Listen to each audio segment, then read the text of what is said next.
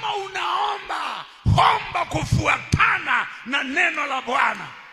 Ndio maana tunatafuta wengine waliomba namna gani. Siwe kwa roho na mtu na udhania ni roho wa Mungu. Hata Shakaola wako na roho. Hata Shakaola walikuwa wanaomba.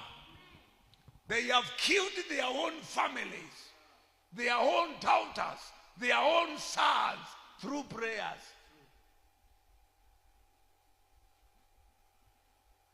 Napenda maombi, lakini maombi haina mwelekeo, huwezi ukaniona. Ndio maana kila sana waongoza kwa maombi. Kwanza nasoma neno la Bwana.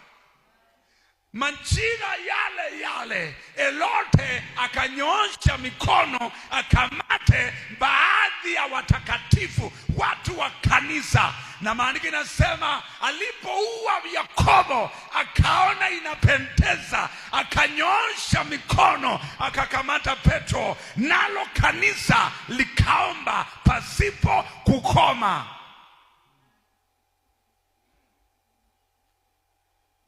Kitu wa kwanza, hiyo kanisa iko na kusudi. Imeanza kuomba maana Petro ameshikwa.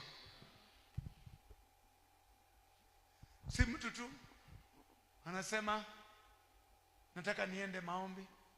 Na hata ukimuuliza theme, unaenda kuombea nini? Kile anaenda kuombea. Na watu wengi najua hata kanisani wanakuja Sunday. Unakuta mtu ukimuuliza leo unaenda Sunday kanisani, ni nini umepurpose kuombea?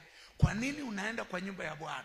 Do you have anything tangible ambao unaweza sema leo ninaenda ibada, nimetenga dhabihu yangu na ninaenda kuombea familia yetu, maana kuna roho imekatalia kwa familia yetu. Nimeona kwa nyanya yangu, nimeiona kwa mama yangu, na ninaona kwa dada zangu inafanya kazi, na leo ndio nakuja kudili nayo. Huyo ni mtu alio na mwelekeo. Na kabla aanze maombi, ataenda kwa Biblia, aangalie watu, familia iliyo na hii shinda ni wapi kwa Biblia kulio na familia ingine ilikuwa na shinda kama hii, ilifanya namna gani?